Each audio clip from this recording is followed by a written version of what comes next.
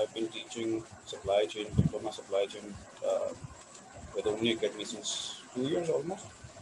And थोड़ा सा introduction है कि जी मैं सप्लाई चेन में लास्ट 10-12 ईयर से हूँ and I am certified supply chain professional, certified supply chain manager. So we will start about little orientation. 38 slides हैं और उसके बाद अगर क्वेश्चंस होंगे आपके तो आप लिख लीजिए अपने पास and we can answer your questions after this session. ठीक है जी, should we start?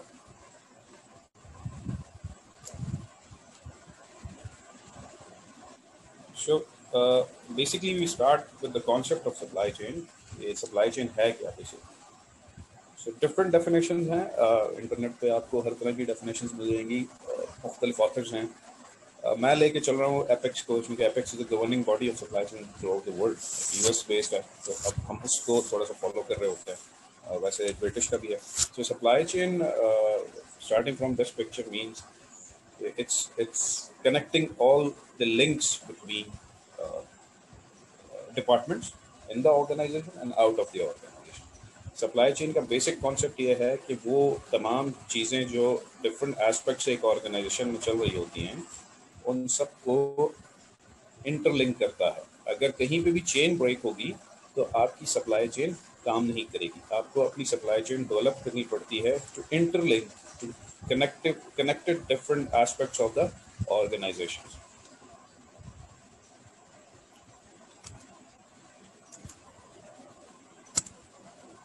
What is supply chain?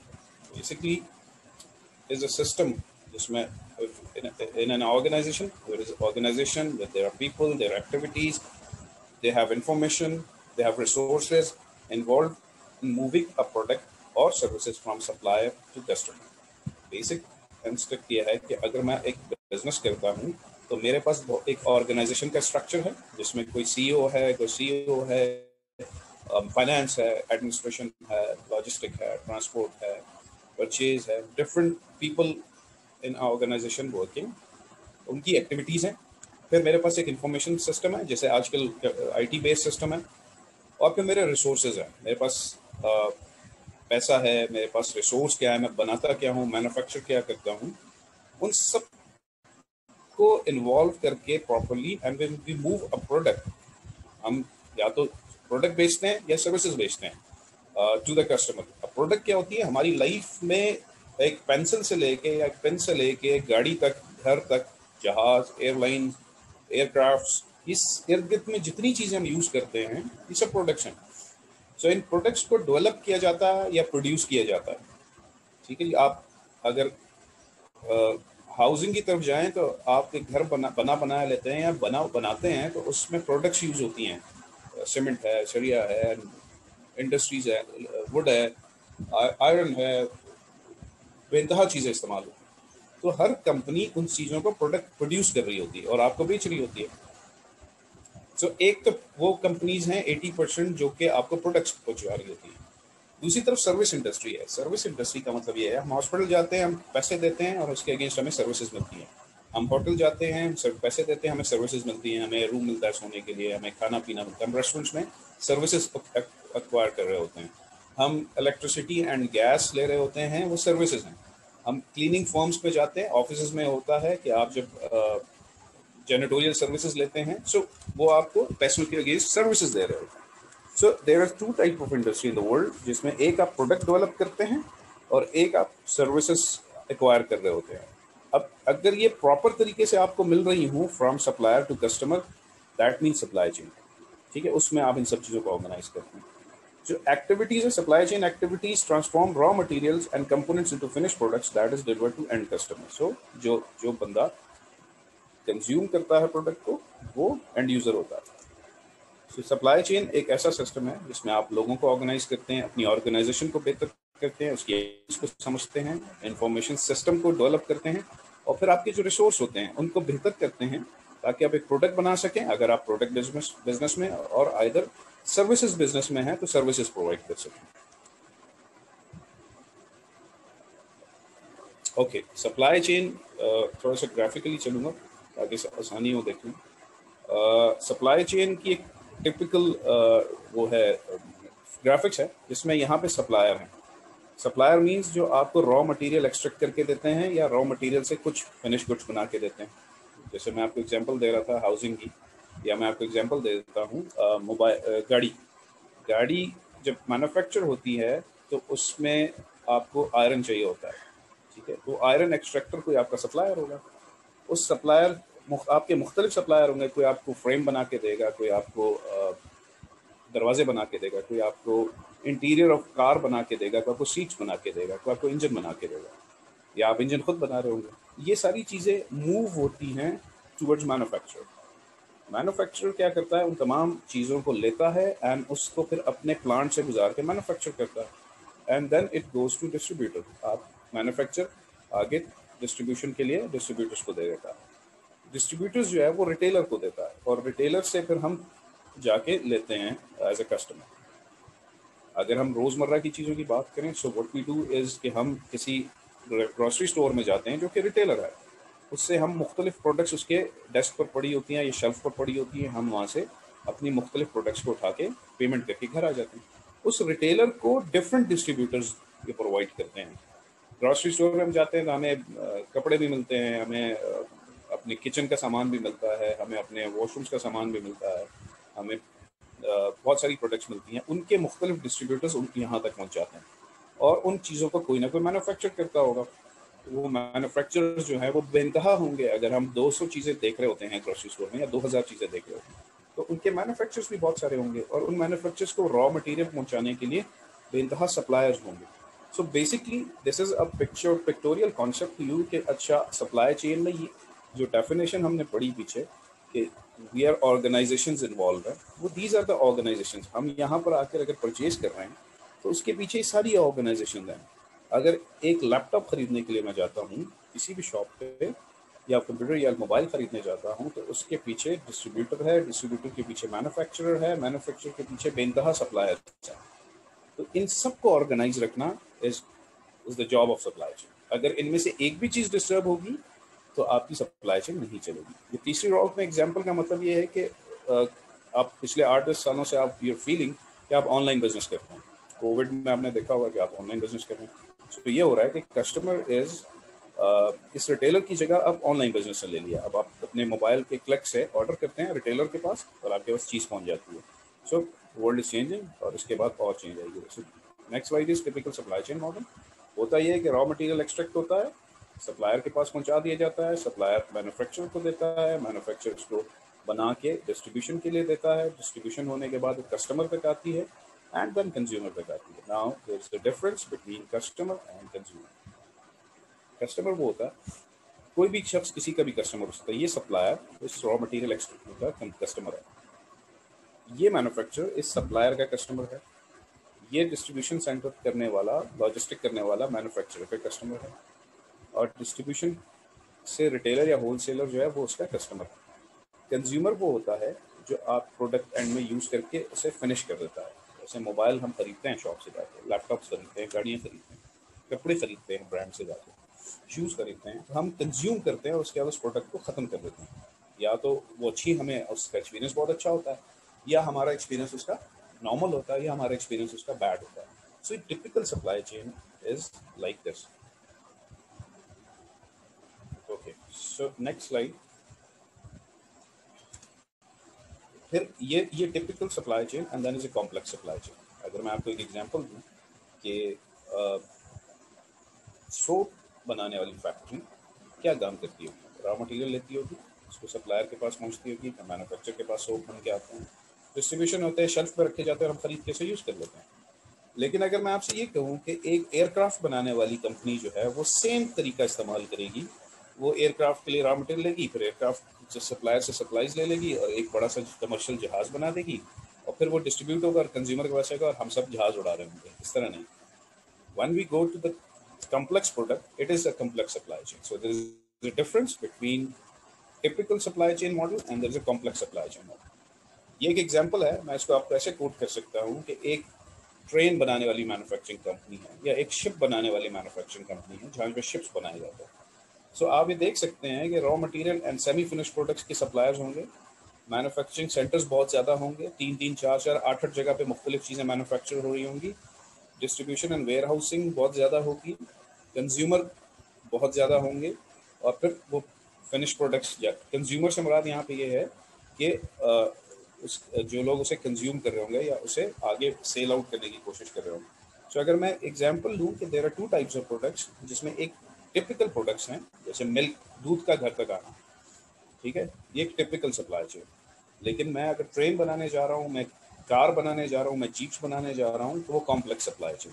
So it means कि supply chain depends on products and services, ठीक है। अगर इलेक्ट्रिसिटी, पानी, यानी डैम बनने से, रिवर से डैम में पानी आ रहा है और फिर टरबाइन चल रहे हैं और फिर इलेक्ट्रिसिटी प्रोड्यूस हो रही है, तो वो services is a complex services.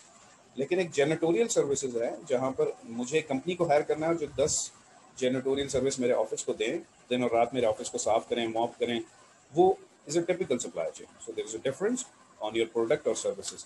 सबसे एंड में ये है कि आपका मटेरियल, इंफॉर्मेशन एंड फंड्स जो है वो दोनों तरफ फ्लो करते हैं। यहाँ से मुराद ये है कि जो रॉ मटेरियल निकाल रहा है वो मटेरियल को आगे पहुँचाने की कोशिश करता है और फिनिश गुड्स करता है।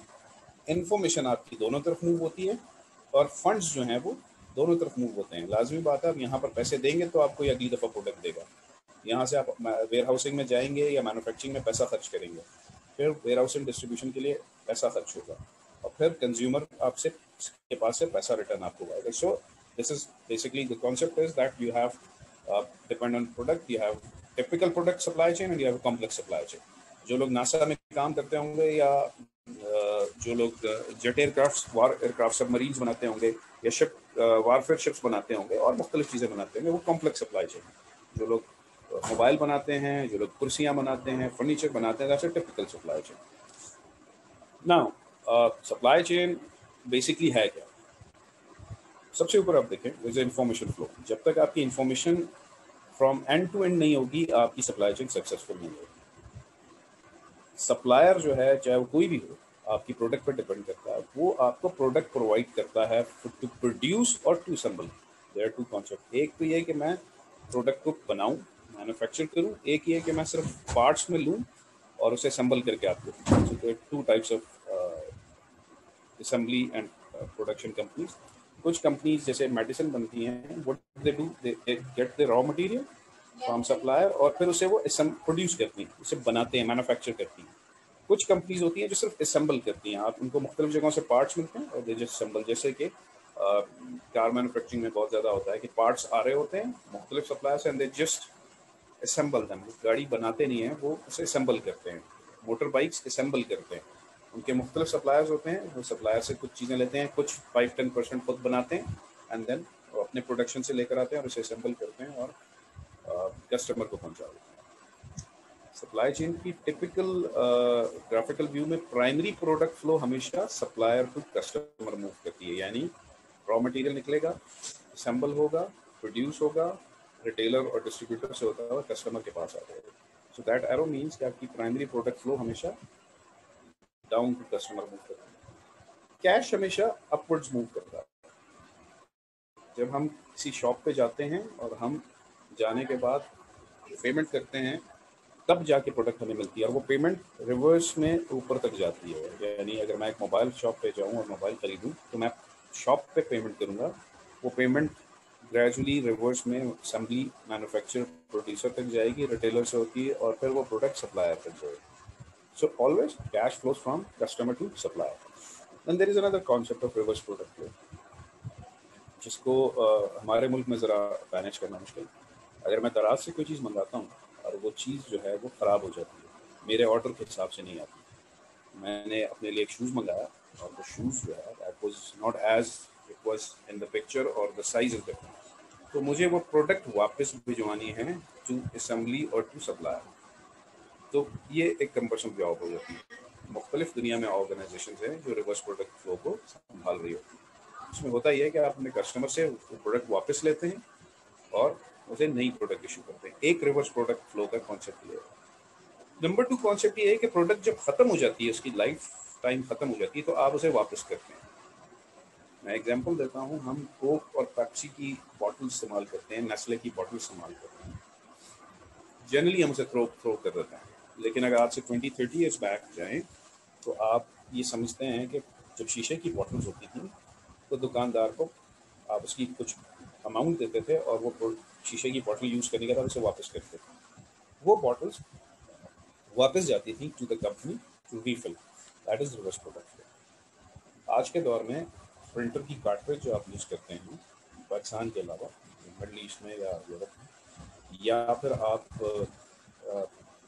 फोटो कॉपियर्स के जो कार्ट्रिजेज होते हैं वो जब फिनिश्ड हो जाते हैं तो वो प्रोडक्ट वापस जाती है टूवर्ड्स सप्लायर पूरे चैनल।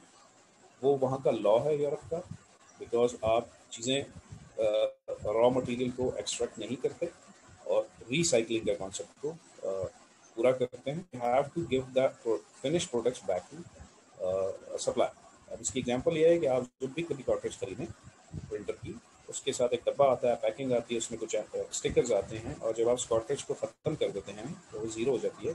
तो पाकिस्तान में हम उसे बड़े आराम से रीफिल करा देते हैं। यूरोप में होता है या मिडल ईस्ट में होता है कि आप उस कार्ट्रिज को उस पर स्टिकर्स लगाते हैं, डब्बे में पैक करते हैं, what you do send it back to किसी भी तरीके से, कोरियर के जरिए, कोई भी उन्होंने तरीका एक चैनल डेवलप किया होता है, उसके थ्रू आप उसे वापस भेजते हैं और आपको नेक्स्ट परचेज में कुछ डिस्काउंट मिलता है। तो वो जो कार्ट्रिज का कवर है यानी वो जो प्लास्टिक है वो वापस कंपनी को जाता है and they refill it again from the company. तो उन्हें रॉ मटेरियल एक्सट्रैक्ट नहीं करना पड़ता और इंटरनेशनल लॉ को या इन्वायरमेंटल लॉ को फॉलो करना पड़ता है। हमारे यहाँ भी कुछ चीज़ों में इस तरह होता है कि हम चाहते हैं कि हम प्रोडक्ट्स को वापस भेजें। नंबर 2 एग्जाम्पल ये है कि सिंगापुर में या जापान में होता है कि जब आप सबवे ट्रेन में ट्रेवल करते हैं तो आप उनसे टिकट लेते हैं जितनी भी आपको ज़रूरत होती है। वो टिकट प्लास्टिक कार्ड जैसे हमारे ATMs कार्ड होते हैं, क्रेडिट कार्ड होते हैं, उस तरह का होता है। जब वो कार्ड फिनिश हो जाता है, आपकी ट्रैवलिंग फॉर 15 डेज या मंथ आप लेते हैं, तो आप मशीन जब आप स्टेशन पर इंटर होते हैं तो you put into the machine और फिर वो कैलकुलेट कर लेता है, स्कैन कर लेता है कि अच्छा इसके इतने ट्रैवल करती है। उसको आप नेगेटिव साइड से मशीन के डालें तो आपको कुछ सेंट्स वापस करता है। So the concept is to recycle that card and reproduce it. तो वो रिवर्स प्रोडक्ट फ्लो का चैनल डिफरेंट हो जाता है। इस पर कॉस्ट आती है, लेकिन हम रिवर्स प्रोडक्ट फ्लो अच्छे मुल्कों में होता है, डेवलप मुल्कों में, for the sake of humanity, for the sake of environmental laws, हमें रिवर्स प्रोडक्ट फ्लो बनाना पड़ता है। एग्जाम्पल है सप्लाई चेन की यहाँ पे कि देयर आर डिफरेंट सप्लायर्स। जैसे कोक, मैंने एक एग्जांपल इसके कोक की, आप समझ जाएं, ग्रोसरी से ज़्यादा कॉन्सेप्ट क्लियर होता है। कोक है, हलीब बनाने वाले हैं, जूसेस बनाने वाले, प्रॉक्टर एंड गैम्बल की प्रोडक्ट्स होती हैं। सो कराची, लाहौर, इस्लामाबाद एंड फैसलाबाद में डिफरेंट डिस्ट्रीब्यूटर्स हैं सबके, और इन डिस्ट्रीब्यूटर्स से फिर सुपर मार्केट चेंज ले लेती हैं, प्याज, हाइपर स्टार, नाहीद और व्हाट्सएवर, जहाँ जहाँ जो, और वहाँ से फिर एक जनरल कस्टमर ले रहा होता है, यानी एंड शॉप वाला ले रहा होता है और लोकल स्टोर वाला ले रहा होता है। ठीक है, तो या तो मैं सईद हूँ या गुलखान हूँ या ओशन ड्राइव हूँ, ठीक है, सो मैं वहाँ से जाके सुपर मार्केट चेन से ले जाता हूँ, ठीक, और या फिर जो है मैं लोकल स्टोर हूँ जो आगे एंड यूज़र को देगा। सो this is a typical supply chain. इसका मतलब ये है कि आप के पीछे सप्लायर होता है, उनके पीछे भी सप्लायर होता है और उनके पीछे भी सप्लायर होता है।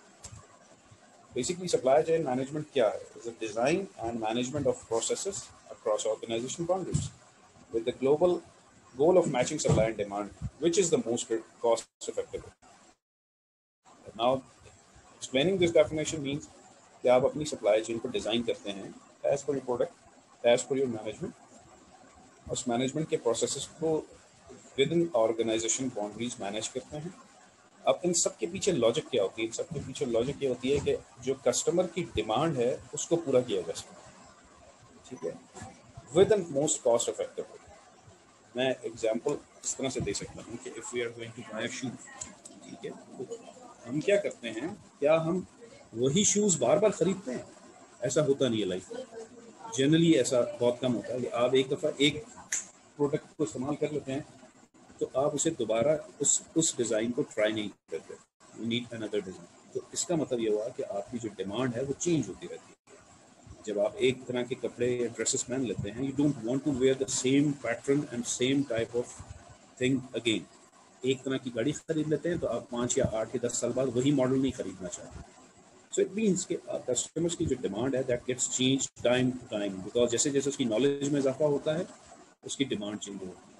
इस डिमांड को केटर करने के लिए आप की सप्लाई प्रोवाइड करते हैं, यानी आप नए तरीके के शूज़ डिज़ाइन करेंगे, नई तरीके के कपड़े डिज़ाइन करेंगे, नई तरीके की गाड़ी डिज़ाइन करेंगे, ताकि ये जो डिमांड है ये फुलफिल हो सके। इस सब फुलफिल करने के लिए यू नीड योर ऑर्गेनाइजेशन का डिज़ाइन, मैनेजमेंट, प्रोसेसेस आपको रीडिज़ाइन करना पड़ेगा। ये सब उस वक्त हो सकता है कि आपने ये सब कर लिया as a manufacturer, but the cost of the product is too high. आपने एक कार बनाई, ठीक है, या एक ड्रेस बनाया जिसकी कॉस्ट 40,000 रुपये पड़ी, जबकि आपका कंपेटिटर उसी तरह का ड्रेस बना रहा है 18,000 रुपये। सो बेहतर सप्लाई चेन किसकी में हुई? जिसने 18,000 रुपये में वो डिमांड फुलफिल करने की कोशिश की। सो सप्लाई चेन का बेसिक कॉन्सेप्ट ये है कि आप पूरी सप्लाई चेन डिज़ाइन करते हैं और फिर पूरे मैनेजमेंट के processes in the organization boundary ऐसे डिज़ाइन करते हैं कि आप अपने कस्टमर्स की डिमांड को फुलफिल कर सकें विद कॉस्ट इफेक्टिव वे। सबसे मुश्किल काम ये है, इस पिक्चर का मतलब ये है कि this is a mission impossible. What matching supply can not match this demand of the customer, जो कि हर वक्त चेंज होती रहती है। टेक्नोलॉजी आने के बाद बहुत तेज़ी से चेंज होती है। टेक्नोलॉजी नहीं थी, जब मोबाइल नहीं था या इंटरनेट था, तब शायद डिमांड इतनी रैपिडली चेंज नहीं होती थी। तब हम दूसरों को देख के सोचते थे अच्छा इसके पास ये चीज़ें कहाँ से ही, तो हम ये प्रोड्यूस हम ये खरीदने की कोशिश करते। आज आपके पास gadget on your hands, mobile है जिसमें सब कुछ हो रहा है। So demand is rapidly changing. अगर आप अपने आप को कंपेयर करें लास्ट 20-30 ईयर्स बैक या 20 ईयर्स या 15 ईयर्स बैक, तो आपकी चॉइसेस में बड़ी तेज़ी से चेंज आ रही होती है। जो मोबाइल हम एक दफ़ा यूज़ करते हैं, हम सेम मॉडल का मोबाइल 3-2 साल बाद या 6 महीने बाद नहीं खरीदना चाहते। We want something new. So this is the mission impossible to match the demand, ठीक है, उसको सप्लाई के थ्रू पूरा करना। बट सप्लाई चेन है ये बेसिकली कि जो कस्टमर की डिमांड है उसको आइडेंटिफाई किया जाए और उसको manufacture, raw material extractor, manufacture, retailer, distributor सब मिल के उस डिमांड को पूरा करने की कोशिश करें, ठीक है। आज आपसे मैं कहूँ कि जी नोकिया का 3310 टाइप ऑफ मोबाइल आप यूज़ करें तो शायद आज आप ना यूज़ करना चाहें, बिकॉज एंड्रॉइड में भी लेटेस्ट टेक्नोलॉजी का मोबाइल आप यूज़ करेंगे। So with passage of time your demand is changing, और इस डिमांड को केटर करने के लिए इन सब चीज़ों को, जो सप्लाई साइड है, इन सबको बहुत मेहनत करनी पड़ती है। अगर मैं आपसे एग्जांपल लूँ कि do you think that mobile जो है वो अभी मैन्युफैक्चर होते हैं या डिज़ाइन होते हैं, तो इसका जवाब होगा नो।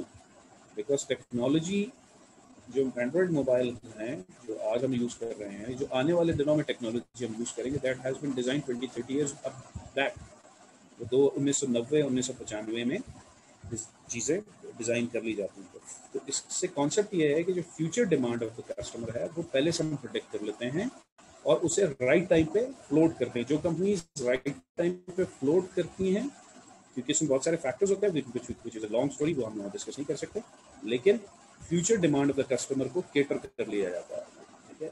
आज जो कंपनीज काम कर रही हैं वो अगले 10 से 20 साल की डिमांड को फोरकास्ट करने की कोशिश कर रही हैं और उसी हिसाब से अपनी प्रोडक्ट की, अपनी ऑर्गेनाइजेशन को, इस एरिया को रीडिज़ाइन करेंगी और फिर मैक्सिमम प्रॉफिट कमाएंगी, ठीक है जी। जैसे कार्स के बारे में आज कहा जाता है कि 2030 में यूरोप में लोग गाड़ियां खरीदना छोड़ देंगे।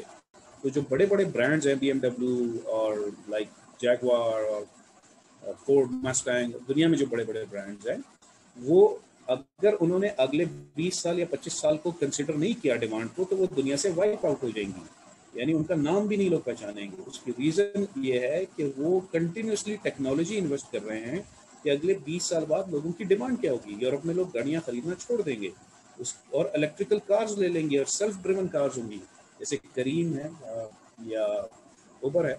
इस तरह की ज़िंदगी हो जाएगी, लोग गाड़ियाँ नहीं खरीदेंगे, उनको ज़रूरत नहीं होगी गाड़ियों में इन्वेस्ट करने की। वो एक से एक एक्सपेंसिव कार विदाउट ड्राइवर, खुद ब खुद इलेक्ट्रिकल कार ड्राइव होकर आपके मोबाइल एप्लीकेशन से आपके घर के दरवाजे पे आ जाएगी और आप उसे यूज़ करेंगे और उसके बाद आप ड्रॉप ऑफ होकर उस कार को छोड़ देंगे। सो जो कंपनीज उस डिमांड को केटर कर रही हैं वो कंपनीज जिंदा रहेंगी, जो कंपनीज उन डिमांड को नहीं सोच रही वो खत्म हो जाएंगी। सो इट मीन्स पूरी सप्लाई चेन का कॉन्सेप्ट ये है कि जो आने वाली सोच है लोगों की, जो उनकी रिक्वायरमेंट है, उसे कैसे पूरा किया जाए। So that is mission impossible. आप ऑलवेज, हमेशा आप प्रोडिक्ट नहीं कर सकते कि लोग क्या सोच रहे हैं। तो इसमें बहुत सारी कंपनीज डूब जाती हैं, बहुत सारी कंपनीज सक्सेसफुल हो जाती हैं। Why so difficult to match supply and demand? Uncertainty in demand and supply. Uncertain, आप नहीं जान सकते 100% कि आपका कस्टमर इस प्रोडक्ट को यूज करने के बाद अगली प्रोडक्ट क्या मांगेगा। आप अगर मोबाइल यूजर हैं या लैपटॉप यूजर हैं, तो आपका ये जानना कि आपके 50 करोड़ मोबाइल यूजर अगले दफा किस किस्म की सर्विसेज मांगेंगे, it's impossible, but you try to achieve that. Customer की रिक्वायरमेंट चेंज होती रहती है, लाइफ की प्रोडक्ट बहुत छोटी हो गई है। यानी आज आप एक मोबाइल लेते हैं तो तीसरे दिन आपका कोई फ्रेंड आपसे बेहतर टेक्नोलॉजी का मोबाइल ले लेता है। आप एक गाड़ी खरीदते हैं तो आपको पता चलता है 1 साल बाद जो है ना इससे अच्छे फीचर वाली गाड़ी। Fragmentation of supply chain ownership लाजिम आता है। ओनरशिप जो है वो स्क्वीज होती है with passage of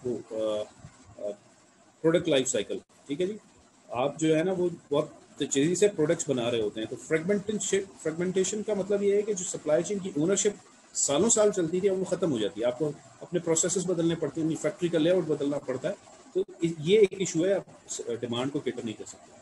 conflicting objective in supply chain होता है। ऑर्गेनाइजेशन के अंदर मुख्तलिफ डिपार्टमेंट्स हैं, जिसमें एक मार्केटिंग है, सेल्स है। मैं एग्जांपल इस तरह देता हूँ कि मार्केटिंग सेल्स का ऑब्जेक्ट ये है कि मोर फिनिश्ड गुड्स इन्वेंट्री होनी चाहिए। मार्केटिंग ये कहता है कि यार हम प्रमोशन चलाएंगे so you have many inventory कि हम जब दिल चाहे उसे सेल पे ला सकें। टेस्ट डिलीवरी हो, बेनतहा पैकेजेस हो, कलरफुल पैकेजेस हो, small size, medium size, large size. Special wishes and promotions यानी सेल लगा दें, एक के साथ एक फ्री कर दें। तो मार्केटिंग एंड सेल्स का ऑब्जेक्टिव इन द ऑर्गेनाइजेशन ये होता है। प्रोडक्शन जो डिपार्टमेंट है वो चाहता है कि जी बिगर बैच साइज हो, मैं एक वक्त में जो है ना लाखों प्रोडक्ट बना दूं, मैं बार बार बैच चेंज ना करूं। ठीक है, बड़े बड़े आपके डिपो होने चाहिए ताकि आपकी फैक्ट्री के करीब ही आपका वेयर हाउस हो, जैसे आप रॉ मटेरियल निकाल सके और फिनिश गुड्स को फौरन वहां पहुंचा सके। आपकी जो शिपमेंट डेट हो ये लंबी ना हो, यानी आप प्रोडक्ट बनाएं और दूसरे दिन चली जाए मार्केट में, हम रख नहीं सकते उसे। चेंज ओवर का मतलब ये होता है कि मैं नीले कलर की गाड़ी बना रहा हूँ, अब मुझे रेड कलर की कार बनानी है, अब मुझे ब्लू कलर की कार बनानी है, मुझे ग्रीन बनानी है, मुझे ब्लैक बनानी है। तो चेंज ओवर दिन में 4-5 दफा बहुत टाइम लेता है। So what we can do, we can go with 1000 car जो ब्लू बना दो, 1000 कार व्हाइट बना दो, ताकि चेंज ओवर ना करना पड़े। स्टेबल प्रोडक्शन प्लान हो, मुझे पता हो कि जी मैंने अगले 1 महीने में इस दिन पे ये चीजें बनानी है। तो sir there objective is different. Distribution करते हैं वो कहते हैं जी हमें पूरा ट्रक भर के बेचना है, हमारा जो कॉस्ट है उसे हमें कम से कम रखनी है, लो डिस्ट्रीब्यूशन कॉस्ट रखनी है हमने। स्मॉल नंबर ऑफ एसक्यूज यानी आपके स्टॉक कीपिंग यूनिट्स, यानी मेरे ट्रक में 5000 कार्टन हो लेकिन सिर्फ 3 आइटम्स के कार्टन, मुझे आप 5000 मुख्तलिफ आइटम्स ना दें।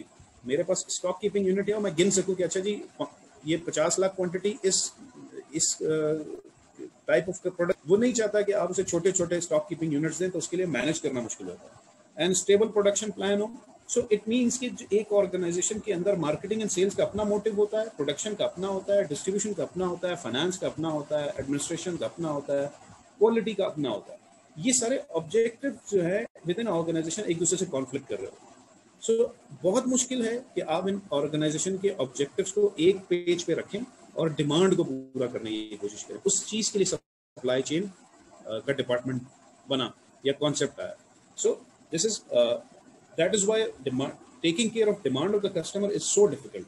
गोरे अंग्रेज मिडिल ईस्ट के लोग क्यों तरक्की कर रहे हैं या वो ऑर्गेनाइजेशन, क्योंकि वो इस पे इन्वेस्ट करते हैं। This is a basic concept. हमारे यहाँ जनरली ये होता है। I am glad that the whole is not out. अब एक ऑर्गेनाइजेशन में एडमिन और फाइनेंस बड़े आराम से बैठे हुए हैं, शायद प्रोडक्शन और सेल वाले जो है उनकी तरफ होल हो गया हुआ है। सो उनका कॉन्सेप्ट ये है कि जी ठीक है, होता ही है और losing side of the common objective. Departments जो हैं वो they don't get the big picture. अगर ऑर्गेनाइजेशन के डिपार्टमेंट्स सेम पेज पे हों तो कंपनी फ्लोरिश करती है, अदरवाइज कुछ अर्से बाद खत्म हो जाती है। Evolution of supply chain, first 1910 से 1920 तक American Ford car manufacturing company जो है उसने अपनी एक सप्लाई चेन बनाई और उसको समझा जाता है कि पहली first revolution of supply chain. Then 1960 से 1970 तक टोयोटा कंपनी की जो सप्लाई चेन है जो उन्होंने इवॉल्व की, वही दुनिया में आज चलती है और उसको second revolution of supply chain कहा था। देन डेल ने 1995 से 2000 में ऑनलाइन बिजनेस का कॉन्सेप्ट दिया। So third revolution is 1995 to 2000, जहां पे पहली बार ये हुआ कि रिटेलर की जरूरत नहीं है and you just give the orders online through technology and you will get the product. Fourth supply chain मैंने इसमें डाला नहीं। फोर्थ रेवोल्यूशन इज आफ्टर 2010, जिसमें बिटकॉइन एंड क्रिप्टो करेंसी का कॉन्सेप्ट अब आ रहा है, जिसमें आप जो है पैसे रखेंगे ही नहीं and you do the business on just जैसे टोकन होते हैं, जैसे हम पॉइंट्स लेते हैं उस पर चल रहे होंगे। So it's the fourth revolution is moving on, जो 2015 से 20 के दरमियान है, 21 के दरमियान इवॉल्व हो रहा है दुनिया में। सो इस तरह से रेवोल्यूशनाइज हुआ दुनिया में। सबसे पहले फोर्ड कंपनी ने सप्लाई चेन बनाई, फिर टोयोटा ने उसे चेंज किया। आज भी दुनिया में जितनी सप्लाई चेन चल रही है वो टोयोटा की इवॉल्व की हुई है, ठीक है जी। उसके बाद सप्लाई चेन डिज़ाइन की हमने बात की कि कॉम्प्लेक्स सप्लाई चेन जो होता है उसको दोबारा एलाबोरेट कर देते हैं कि आप ये एज अ कॉन्सेप्चुअल ये समझें कि एक बहुत कॉम्प्लेक्स शिप बनाने वाली industry, rails and complex products बनाने वाली इंडस्ट्री, उनके बहुत सारे सप्लायर्स होते हैं। यानी जो सप्लायर मुझे प्रोडक्ट प्रोवाइड कर रहा है उसके पीछे भी एक सप्लायर और उसके पीछे भी supplier. So there are tiers of suppliers जो कि हमने मैनेज करने होते हैं एज अ कॉम्प्लेक्स प्रोडक्ट। उसमें आपके वेयर हाउसेज हैं, फैक्ट्रीज हैं, आपका सिस्टम है, इंफॉर्मेशन सिस्टम, डिफरेंट फैक्ट्रीज हैं। जैसे मैं अगर एग्जांपल दूं, एयरबस A3, एयरबस के जो जहाज, जो कमर्शियल जहाज हैं जो पैसेंजर्स को लेके जाते हैं, या बोइंग के जहाज, तो एयरबस जो है वो 3 जगह पे प्रोडक्ट प्रोड्यूस होता है, फ्रांस में, इंग्लैंड में एंड जर्मनी में। सो उसके विंग्स कोई और बनाता है, उसके जो जहाज का जहाँ पे पैसेंजर बैठते हैं फ्यूजलाज वो कोई और बनाता है, उसके कॉकपिट्स कोई और बनाता है, उसके इंजन कोई और बनाता है, और उसके बाकी मैकेनिकल एस्पेक्ट्स कोई और बनाता है। अब उन्होंने इंडिया और चाइना को भी लास्ट को 5 ईयर से ये काम दिया हुआ है, तो अब वो 5 जगह पे बनता है। तो अगर आप कॉन्सेप्चुलाइज करें तो कितने सारे सप्लायर्स होंगे जो ये चीज़ें प्रोवाइड कर रहे होंगे, कितने वेयर हाउसेज होंगे, कितनी फैक्ट्रीज होंगी, फिर उनमें इंफॉर्मेशन सिस्टम होगा, फिर उसके बाद वो इंफॉर्मेशन का फ्लो दोनों तरफ होगा कि आप और कंज्यूमर कस्टमर्स, जैसे यूएई की एमिरेट्स एयरलाइन है, कतर एयरलाइन है, या अमेरिकन एयरलाइंस हैं, दुनिया की जितनी एयरलाइंस हैं उनके कंज्यूमर्स हैं। फिर उनके उनके पार्ट्स किधर किधर पड़े हुए होंगे, फिर उनके डिस्ट्रीब्यूशन सेंटर्स कहाँ कहाँ पर होंगे जो उनको ये चीज़ें पहुँचाते होंगे। So it's a complex supply chain, ठीक है। So this is the basic concept. The supply chain is design means है कि you have to design your supply chain as per your product. अब एक सप्लाई चेन दूसरी design है milk run, ये जैसे दूध दूध हमारे घरों तक पहुंचता है या हम लेने जाते हैं। सो एक सप्लाई चेन मिल्क रन कहलाती है जो कि राउंड में चलती है। इसमें होता क्या है कि जी आपने ये तो खैर एग्जाम्पल थोड़ी कॉम्प्लेक्स है। अगर आप यूरोप में देखें तो एक फार्म हाउस होंगे, उस फार्म हाउसेज में आपके पास जो है वो मुख्तलिफ जानवर होंगे जिनसे आप मिल्क एक्सट्रैक्ट करते हैं, फिर उसे प्रोसेस करते हैं, फिर उसे कंटेनराइज करते हैं, फिर उसे मुख्तलिफ जगहों पर वेयर हाउस में स्टोर करते हैं, फिर वहाँ से आप ट्रांसपोर्ट करके डिस्ट्रीब्यूशन सेंटर्स पर लाते हैं, और इस तरह ही सर्कल चलता रहता है। जैसे हमारे यहाँ अगर एग्जांपल है, दूध वाला हमें घर पे अगर दूध पहुँचाता है तो उसका डेली का रूटीन है। एक उसका ट्रक आता है, उस ट्रक में मुख्तलिफ कंटेनर्स होते हैं, उसमें दूध लेता है, फिर चिल करता है, फिर शॉपर्स में डालता है, फिर बाइक पे निकलता है और वो डिस्ट्रीब्यूट करता है। तो एक सिंपल प्रोडक्ट के लिए मिल्क रन डिज़ाइन होती है। फिर इसी तरह अगर मैं डेनियम की बात करूँ तो जो जीन्स वगैरह बन रही होती है, थोड़ी सी एग्जांपल दी कि आपको कॉन्सेप्ट क्लियर हो के उसमें थोड़ी कॉम्प्लेक्सिटी आ जाती है। जैसे अगर जीन्स की ट्राउज़र या शर्ट पैंट बनती है तो हमारे पास मुख्तलिफ, पहले हम जो है रॉ मटेरियल उगाते हैं, रॉ मटेरियल एक्सट्रैक्ट करते हैं, फिर इंफॉर्मेशन टेक्नोलॉजी होती है, फिर उसमें रेल, शिप्स और आपका जो बाय रोड है उससे उठा के आप रॉ मटेरियल को निटिंग प्रोसेस में गुजारते हैं, वहाँ से फिर ये धागों में कन्वर्ट होती है, धागों से कपड़े में कन्वर्ट होती है, and then it is move on to, ये कपड़ा फिर किसी मैन्युफैक्चरर के पास आता है, वो उसे जीन्स में कन्वर्ट करता है, फिर उसे वेयर हाउस करता है, फिर वेयर हाउस करने के बाद उसे अपने ऑर्डर्स को डिस्ट्रीब्यूट करता है। सो आपकी प्रोडक्ट के ऊपर डिपेंड करता है कि आप किस तरह की सप्लाई चेन डिज़ाइन कर रहे हैं।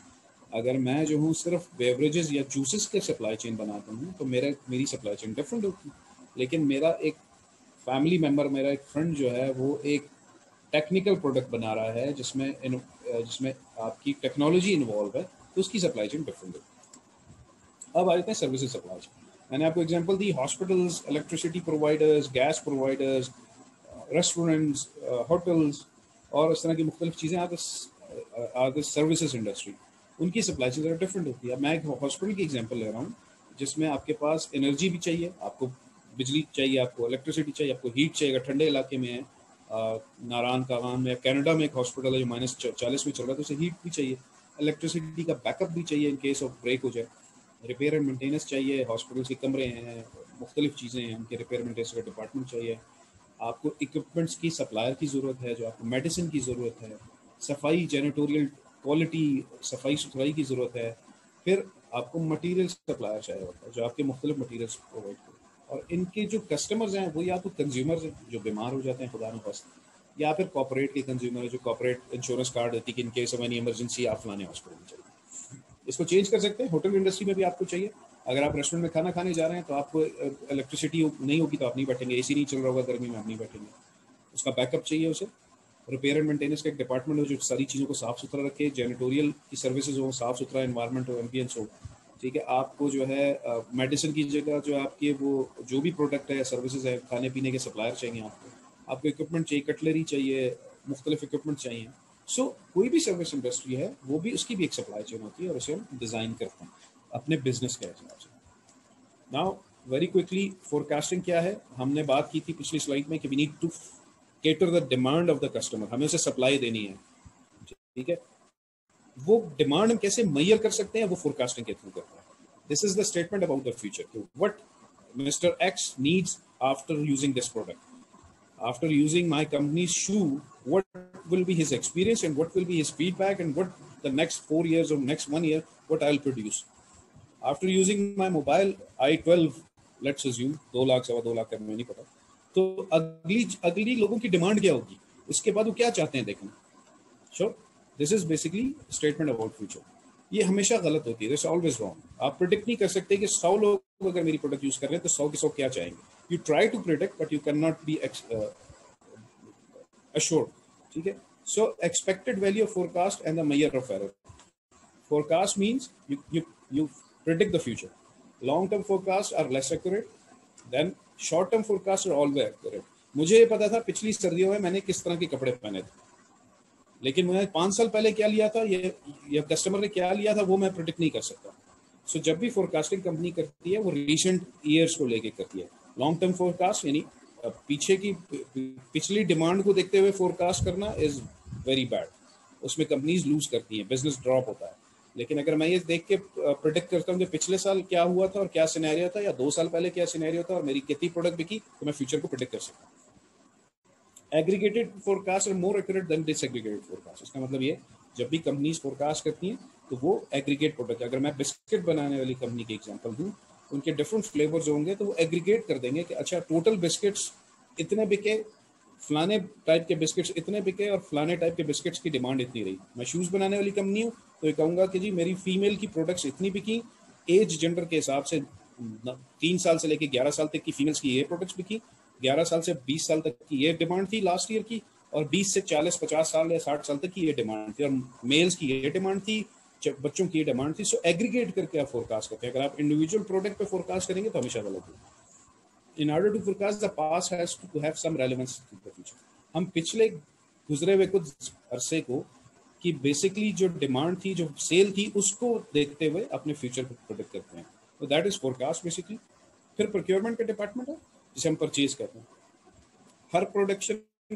हर मैन्युफैक्चर प्रोडक्शन या सर्विसेज ऑर्गेनाइजेशन में एक परचेज डिपार्टमेंट होता है। उसका काम ये होता है कि वो मर्चेंडाइज यानी मुख्तलिफ आइटम्स खरीदता है, कैपिटल इक्विपमेंट खरीदता है, फैक्ट्री बनानी है, ज़मीन खरीदनी है, वेयर हाउस बनाना है, कैपिटल इन्वेस्टमेंट करता है, रॉ मटेरियल खरीदता है, सर्विसेज हासिल करता है, रिपेयर एंड मेंटेनेंस की सर्विसेज हासिल करता है। किसके अगेंस्ट? या तो पैसे देता है या इक्विवेलेंट कोई सर्विसेज देता है। 90% 99% हम सर्विसेज के अगेंस्ट, इन सब चीज़ों के अगेंस्ट पेमेंट कर रहे होते हैं, लेकिन 1 to 2% ये होता है कि हम उन्हें प्रोडक्ट्स दे रहे होते हैं उसके लिए, जिसे हम बार्टर सिस्टम कहते हैं। सो परचेजिंग कहें, प्रोक्योरमेंट कहें, मटेरियल एंड सप्लाई मैनेजमेंट कहें, ये एक इंटरचेंजेबल टेक्नोलॉजीज हैं, टर्मिनोलॉजीज हैं जो कि ऑर्गेनाइजेशंस यूज करती हैं विद इन डिफरेंट सेगमेंट्स। कोई इसको परचेज कहता है, कोई प्रोक्योरमेंट कहता है, कोई मटेरियल सप्लाई डिपार्टमेंट कहता है। सो ऑब्जेक्टिव क्या होता है? परचेज डिपार्टमेंट का ऑब्जेक्टिव ये होता है कि जो भी वो परचेज करे वो कंपनी को पैसे बचा के दे, minimum cost in the procurement functions. तो जो परचेजिंग डिपार्टमेंट का काम ये होता है कि कंपनीज को चाहते थे। इट्स नॉट लाइक कि हम जो बात में सोचते हैं क्वालिटी कंप्रोमाइज नहीं करता, लेकिन ऐसे रिसोर्स ढूंढता है जो आपको बेस्ट डील करके दें अपनी ऑर्गेनाइजेशन।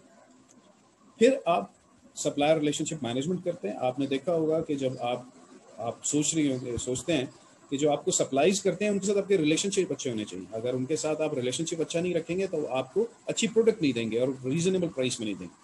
सो वर्किंग आप कोलैबोरेटिवली सप्लायर के साथ बहुत अच्छे ताल्लुकात रखते हैं, ठीक है। इसके लिए आप जो है सॉफ्टवेयर भी यूज़ करते हैं और अपनी प्रैक्टिसेस को, अपने लोगों को भी इंटरलिंक बनाते हैं। The goal of supplier relationship management to streamline and make good, ठीक है। The goal of objectivity supplier relationship management में होती है कि जो आपके सप्लायर जो आपको रॉ मटेरियल प्रोवाइड करते हैं, जो सेमी फिनिश्ड गुड्स प्रोडक्ट देते हैं, उनके साथ आपके ताल्लुकात बेहतर हैं। Good supplier relationship can provide many benefits such as flexibility in terms of delivery. better quality, better information and better material flows between buyer and supplier. इसको होता ये है कि आप जब रिलेशनशिप बिल्ड करते हैं तो मोस्ट ऑफ द टाइम आपकी डिमांड राइज कर जाती है अनएक्सपेक्टेडली, ठीक है। तो आप सप्लायर से रिक्वेस्ट कर सकते हैं कि मुझे फॉरेन से प्रोडक्ट्स पहुंचा दी जाए, तो वो आपको हेल्प आउट करता है, आपको डिलीवरी तेज कर देता है, तो आप अपनी प्रोडक्शन ज़्यादा कर सकते हैं। या आप उसे फ्लेक्सिबिलिटी दे देते हैं कि अच्छा ठीक है जी, मेरे पास इस वक्त डिमांड नहीं है, तो आप ये अपने जो सप्लाई आपने मुझे देनी थी कि आप रोक लें और किसी और को भेज दें, यू हैव अ रिलेशनशिप। आप उसको, वो आपको हेल्प आउट करता है, अपनी बेहतरीन क्वालिटी आपको प्रोवाइड करता है, ठीक है। नंबर 2 ये होता है कि आप जब बहुत सारी कंपनीज जो मैन्युफैक्चरिंग कंपनीज है, जिसमें कार मैन्युफैक्चरर्स हैं, लैपटॉप मैन्युफैक्चरर्स हैं, आईटी इक्विपमेंट मैन्युफैक्चर, उनके जो सप्लायर्स होते हैं वो 20-30 साल से वो काम कर रहे होते हैं। सो जब अपनी प्रोडक्ट में नई टेक्नोलॉजी, नई इवॉल्वमेंट लेकर आते हैं, तो वो सप्लायर आपको as a partner help out करते हैं अपनी प्रोडक्ट को बेहतर करने में। तो वो आपको कहते हैं कि अच्छा जी, पिछले बहुत सालों से हम ये तजर्बा कर रहे थे, एक्सपीरियंस कर रहे थे, तो आपको अगर ये चीज़ चाहिए तो हम ये आपको प्रोवाइड कर सकते हैं with best quality. So supplier relationship management is an important key role in supply chain. Then you have to manage inventory.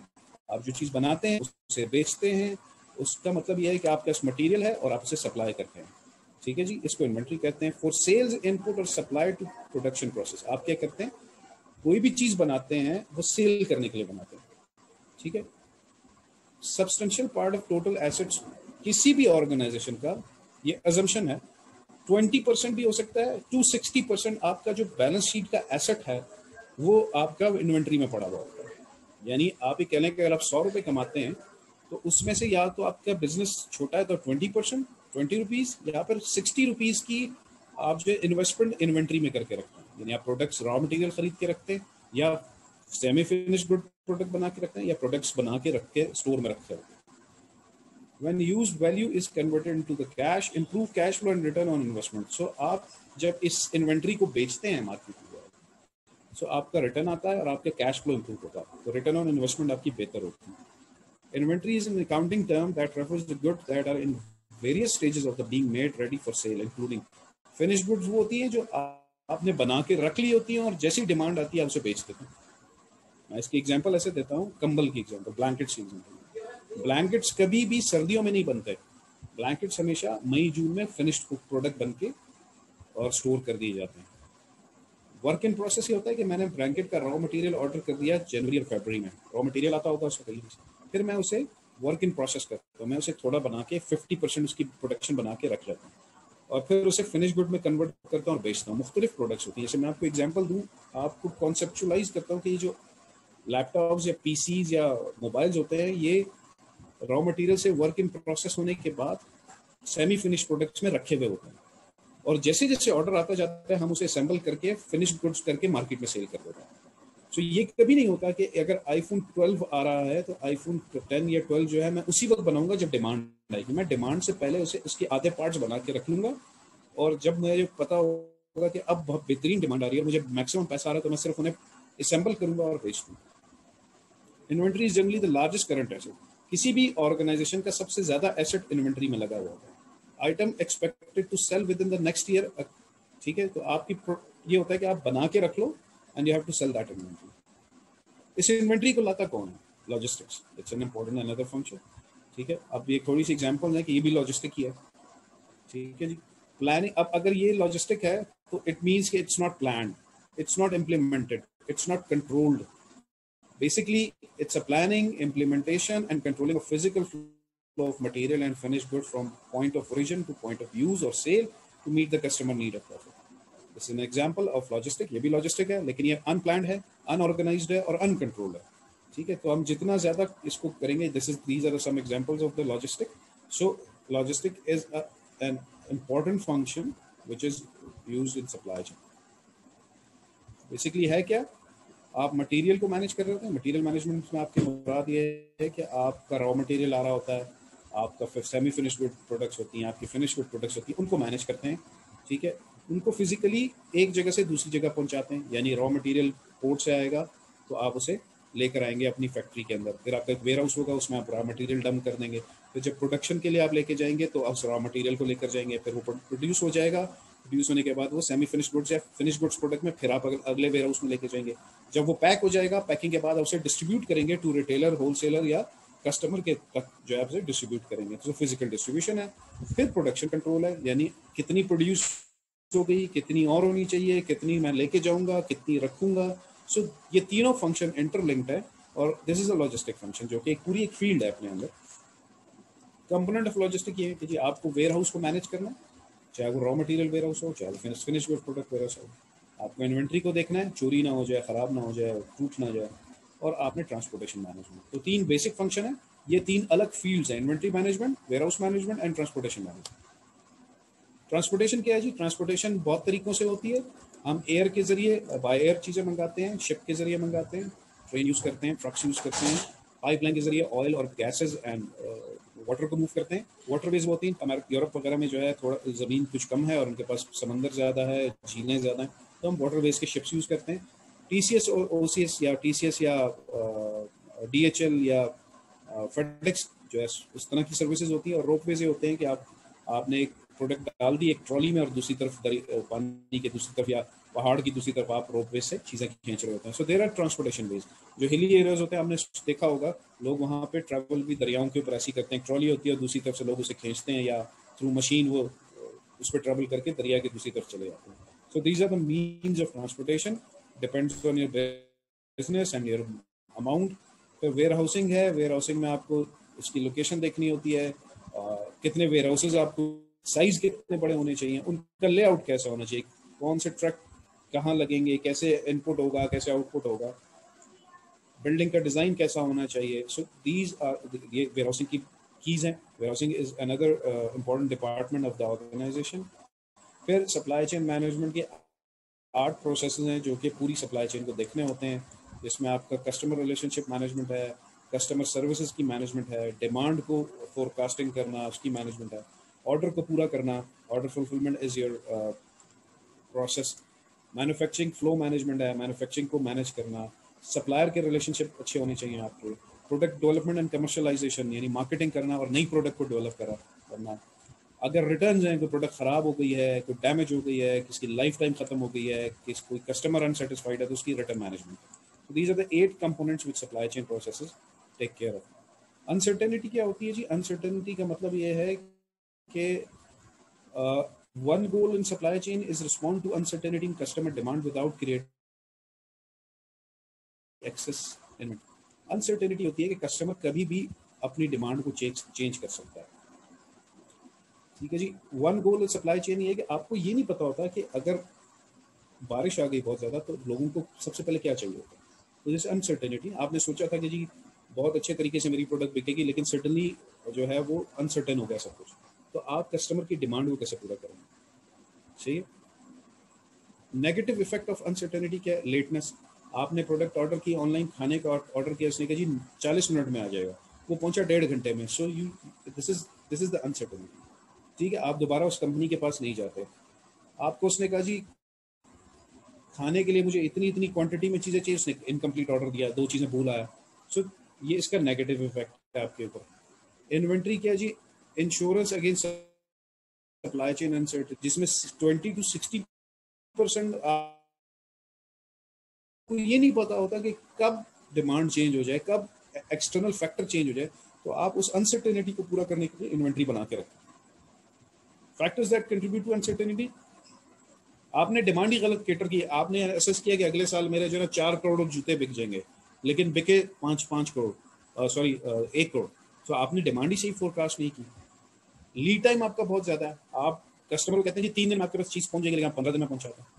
Deliveries time पे नहीं करते, शिपमेंट्स पूरी नहीं भेजी। जैसे मैंने खाने का ऑर्डर का, आपने 5 चीज़ें मंगाई से 3 चीज़ें ला दी, तो आपने शिपमेंट पूरी नहीं की, चीज़ें ही नहीं पहुंचाई पूरी। प्रोडक्ट चेंज, बैच ऑर्डरिंग, आप बार बार अपनी प्रोडक्ट का बैच चेंज करते हैं। मैंने आपको एग्जांपल दी कि मैं एक नीली गाड़ी बनाता हूँ, फिर 2 पीली बनाता हूँ, 4 रेड बनाता हूँ। सो मेरा अनसर्टेनिटी, मैं कंट्रोल नहीं कर पाऊंगा supply chain. Price fluctuation and discounts बहुत ज़्यादा हैं आप प्राइस कंट्रोल ही नहीं कर पा रहे। डॉलर एकदम से 160 पे चला जाता है, अगले दिन जो है 140 पर आ जाता है, तो आपकी अनसर्टेनिटी होगी सप्लाई चेन। और इन्फ्लेटेड ऑर्डर्स है, आपको ऑर्डर्स की समझ नहीं आ रही, आपने ऑर्डर कैसे लेने हैं। आपके पास कभी ऑर्डर बहुत ज़्यादा आ जाते हैं, कभी एकदम गिर जाते हैं। आप शूज़ बनाने वाली मैन्युफैक्चरिंग कंपनी है एंड यू सी के यार मेरा अगले महीने का ऑर्डर जो है ना 5000 शूज़ का है, और नेक्स्ट मंथ आप कहते हैं मेरा 500 शूज़ का है या 1000 शूज़ का है। So uncertainty, there is something wrong in this. Supply chain integration का मतलब ये है कि इस चेन को पूरा किया जाए। जो शुरू में मैंने आपको पिक्चर दिखाई, it means you integrate all the departments. So information sharing among supply chain members, reducing bullwhip effect, ये एक अलग चीज़ है, जब हम पढ़ते हैं तो हमें समझ आती है बुलवर्प इफेक्ट क्या है।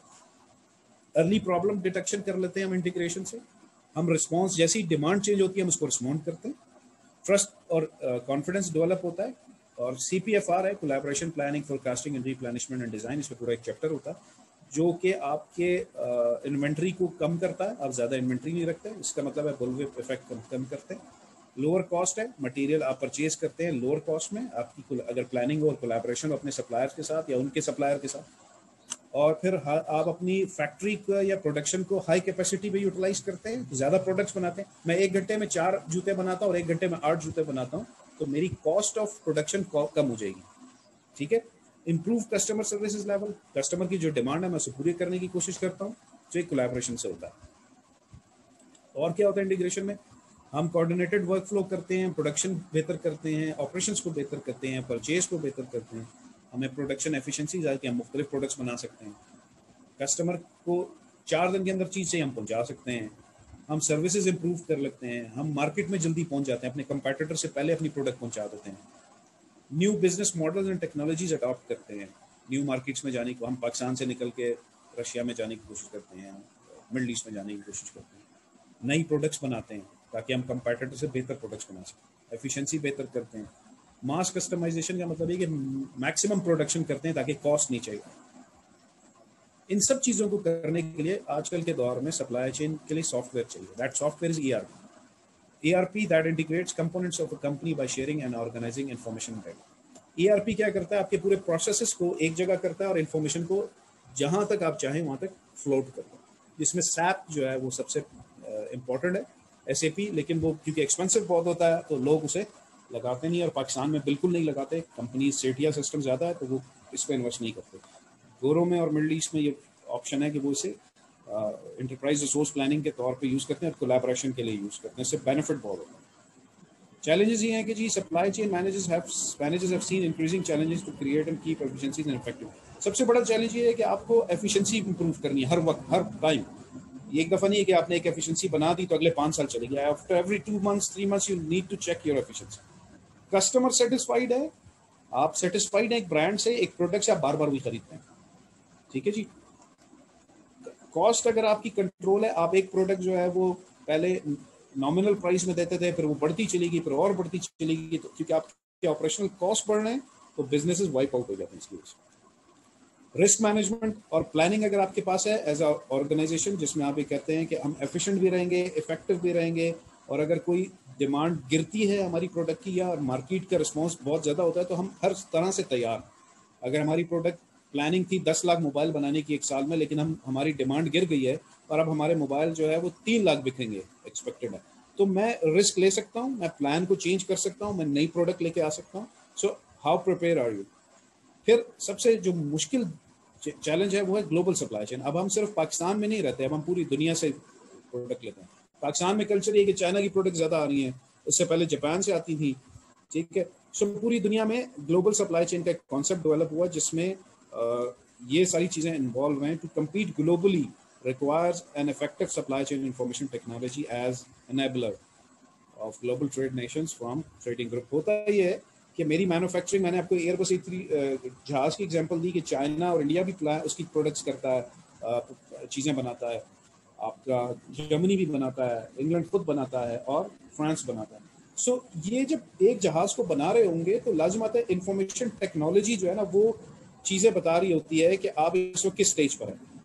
सो as a enabler global supply chain, जब से टेक्नोलॉजी आपके हाथ में आई है, मोबाइल है या इंटरनेट है या जो भी आप कहें, उसकी बाद से आपकी ग्लोबल सप्लाई चेन एक्सपैंड हुई। सो अब चीज़ें किसी और मुल्क में बनती हैं, रॉ मटेरियल कहीं और से आता है, मैन्युफैक्चर कहीं और होती हैं, लॉजिस्टिक कहीं और होती हैं, डिलीवर कहीं और होती हैं और सेल कहीं और होती है। सो this is basically global supply chain. हम अब जिस एरा में हैं वो ग्लोबल सप्लाई चेन का एरा है। रॉ मटेरियल कहीं और से बनेगा। जैसे मैं आपको एक एग्जांपल दूं, इजिप्ट में रॉ कपास कॉटन होगी, वहाँ से वो रॉ मटेरियल में कन्वर्ट होगी किसी और मुल्क जाएगी, वो उसे मैन्युफैक्चर करेगा, फिर उसे ट्रांसपोर्ट करेगा और इंडिया में बेच देगा, या इंडिया से बन के जाके या पाकिस्तान से बन के जाके अमेरिका में बिक रही होगी, लेकिन मटेरियल कहाँ से आ रहा होगा? इजिप्ट से आ रहा होगा या किसी और मुल्क से आ रहा होगा। So that is global supply chain, जिसे आईटी के बगैर नहीं आप यूज कर सकते। आईटी से मुराद मेरी यहाँ पे ईआरपी सिस्टम्स इंटीग्रेशन, और उसे आप इनेबलर के तौर पर यूज करते हैं। अगर आईटी होगी तो आप ये ग्लोबल सप्लाई चेन नहीं चला सकते। So, इसमें नो टैरिफ और ड्यूटीज आपको पता होनी चाहिए। फिर आ जाता है एक नया कॉन्सेप्ट है दुनिया में, पाकिस्तान को छोड़ के, जिसमें ग्रीन सप्लाई चेन का कॉन्सेप्ट है। उसमें वो कहते हैं कि जी आपको अपनी कार्बन फुटिंग कम करनी। कार्बन फुटिंग क्या है जी? आपने ये जो इमिशन कर रहे हैं ना फैक्ट्री से, इसको कम करना है। आप जो लॉजिस्टिक कर रहे हैं उसमें आपने धुआं कम निकालवाना है। आपकी गाड़ियां ऐसी होनी चाहिए, आपकी ट्रांसपोर्टेशन ऐसी होनी चाहिए, आपकी फैक्ट्री मैन्युफैक्चरिंग ऐसी होनी चाहिए कि धुआं ना निकले। सो this is called green supply chain, जिसमें आप जैसे एग्जांपल है कि अमेजोन जो है ना वो मार्केट में फ्रेश प्रोडक्ट्स लेकर आ रहा है, और उसके अपने वो हैं ऑर्गेनिक बाग हैं, ऑर्गेनिक फील्ड्स हैं जिससे वो लेकर आ रहा होता है। सो दुनिया में ये कॉन्सेप्ट है कि ट्रक्स जो लॉजिस्टिक कर रहे हैं वो कम से कम डीजल फेंकें, फैक्ट्रीज में कम से कम वो करें। तो इसे कॉर्पोरेट सोशल रिस्पॉन्सिबिलिटी भी कहते हैं दूसरी टर्म्स में, कि अगर मैं मैन्युफैक्चरिंग कर रहा हूँ तो मैंने हॉस्पिटल भी खोल लिया कि भाई इलाज करा लें या सस्ते पैसों में इलाज कराएं। मैं अगर प्रोडक्शन करता हूं तो मैंने 200 दरख्त भी लगा लिए। मैं इसकी एग्जांपल आपको ऐसे देता हूं कि अमेरिका में ये लॉ है कि आप जंगल से लकड़ियां नहीं काट सकते अनटिल अनलेस उतने ही दरख्त नए ना लगाएं, पौधे। सो this is basically green supply chain. वहां पे कॉन्सेप्ट ये है कि आप अगर शिपिंग कर रहे हैं प्रोडक्ट को, तो आप एनवायरमेंट के लिए क्या कर रहे हैं। तो कंपनीज यूरोप ने बाय फोर्स थ्रू लॉ और बाय देयर विल जो है अपना गुडविल बनाने के लिए चीज़ें करती हैं, ताकि लोगों को बताएं कि जी हम मैन्युफैक्चरिंग करते हैं, हम धुआं एमिशन करते हैं अपनी फैक्ट्रियों से, लेकिन उसके साथ हम जो है 500 दरख्त भी लगा रहे हैं। ठीक है, तो पाकिस्तान में जरा कल्चर किसी को समझ नहीं आता, कम ही आता। सो दैट्स इट, और thank you very much. This was a little brief about supply chain. अब अगर आपके क्वेश्चंस हो तो आप जरूर कर सकते हैं।